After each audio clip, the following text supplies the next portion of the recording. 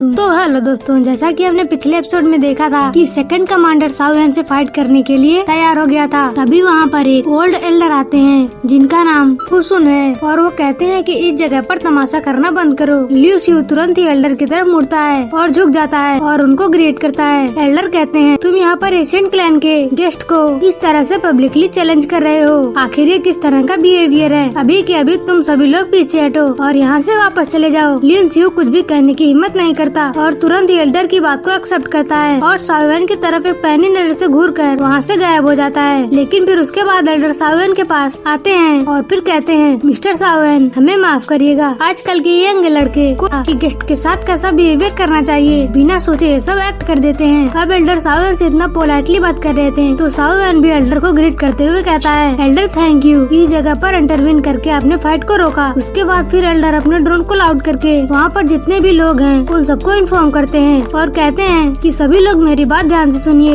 Asian गो realm से 3 दिन बाद खोला जाएगा और उस दिन हम लोग एशियन गो रियलम में एंटर करेंगे। इस बात को याद रखिए, कोई भी एशियन रियलम में इधर उधर बिना परमिशन के नहीं घूमेगा। अगर ऐसा कोई करते हुए पकड़ा गया तो उसे इसके बदले में बहुत कड़ी सजा दी जाएगी। सभी लोग एल्डर की बात सुनकर काफी एक्साइटेड थे, लेकिन तभी अचानक से साओ वैन को कुछ फील होता है। साओ वैन तुरंत ही उस ओर देखता है तो वहाँ पर कोई पर्सन नहीं होता। ये एक डरावनी फीलिंग थी, पर सीन यहाँ से शिफ्ट हो जाता है और हम लोग साओ वैन के ग्रुप को देखते हैं जो कि उस कंपटीशन के बाद वहाँ से अपने रूम में रेस्ट करने के लिए जा रहे थे। यहाँ पर माहौल बहुत बढ़िया था, ठंडी हवाएं चल रही थी, पर साओ वैन को कुछ और फील होता है और वो सेम फेमिलियर फीलिंग जैसा कि कोई उसके ऊपर नजर रख रहा हो। साओ वैन तुरंत ही रुकता है और कहता है कि सर, आपको हमारे पीछे छुप कर आने की जरूरत नहीं है। पर तभी उस जगह पर एक स्पिरिचुअल बैरियर को देखते हैं। वो स्पिरिचुअल बैरियर साओ वैन को भी कवर कर लेता है और तब वहाँ पर एक पर्सन पियर होता है। वो पर्सन साओ वैन से कहता है, साओ वैन, तुम्हें मानना पड़ेगा, तुम्हारी परसेप्शन स्किल काफी ज्यादा बढ़िया है। साओ वैन जैसे ही पीछे मुड़ता है वो देखकर शॉक्ड हो जाता है, क्योंकि ये लोग और कोई नहीं बल्कि हॉल ऑफ सोल के लोग थे।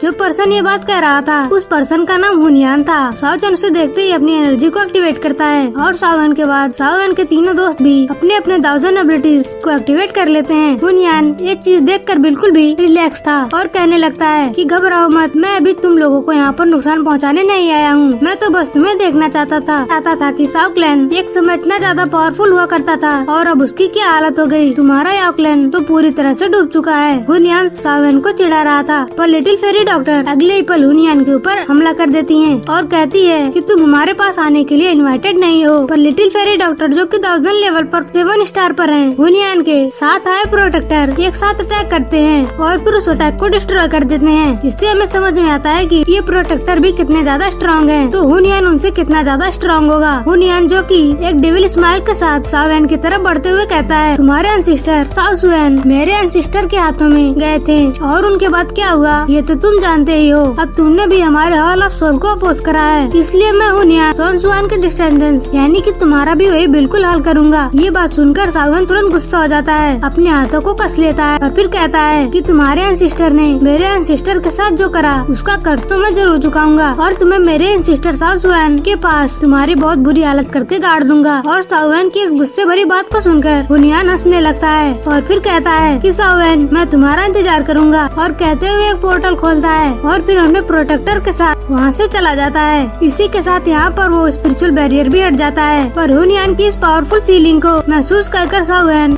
शॉक्ड हो जाता है। साओ वैन को उसका और एक दुश्मन मिल गया जिसको गो रियलम में साओ वैन को निपटाना होगा। सीन यहाँ से शिफ्ट होता है और फिर हमें 3 दिन बाद का सीन दिखाया जाता है। सभी लोग स्पेस पोर्टल के जरिए एशियन गो रियलम में एंटर कर रहे थे।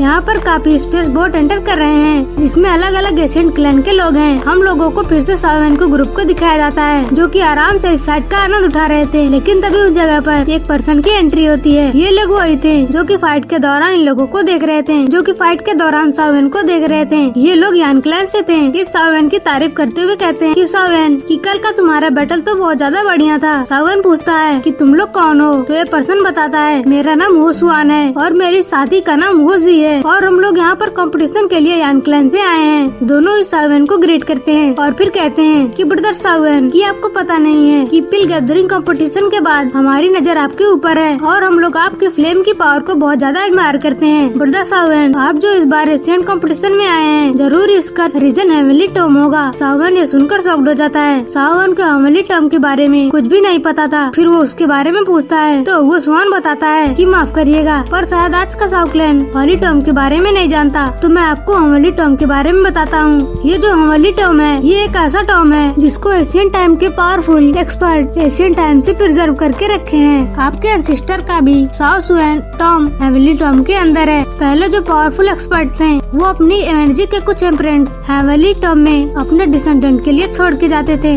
और जो एनर्जी इम्प्रिंट्स हैं और उनसे एक फॉर्म कर देती थी। तो रूल ये है कि अगर आप अपने एंसेस्टर की उस स्पिरिचुअल फॉर्म को डिफीट कर लेते हैं, तो आप फिर उन एनर्जी के इम्प्रिंट को एब्जॉर्ब कर सकते हैं। वो एनर्जी बहुत ज्यादा स्ट्रांग होती है और आप इससे अपनी स्ट्रेंथ को बहुत ज्यादा इनहेंस कर सकते हैं। उस हेवनली टॉम में एंटर करने के लिए आपको 8 एसेंट क्लैन में से एक होना होगा। बाकी और दूसरे क्लैन इसमें एंटर करने के लिए क्वालिफाइड नहीं है। पर ब्रदर सावन, और आप 8 एसेंट क्लैन में से एक हैं, तो आप भी उस हेवनली टॉम में एंटर करने के लिए वेरीफाइड हो गए हैं। सावन इसकी बात को सुनकर बहुत ज्यादा शॉक्ड हो जाता है और फिर धीरे से कहता है कि मुझे बिल्कुल भी पता नहीं था कि इस दुनिया में इस तरह का इतना ज्यादा पावरफुल प्लेस होगा। पर तभी सावन की नजर एक और पर्सन पर जाकर टिकती है। ये पर्सन भी सावन की तरफ देख रहा था। ये पर्सन याओ लाओ के क्लैन से था। वो सावन को बताता है ये पर्सन है, इसका नाम याओ सिंगसी है, और हाँ, ये यान क्लैन से बिलोंग करता है, याओ क्लैन से बिलोंग करता है। ये भी आपकी तरह 8 ग्रेड का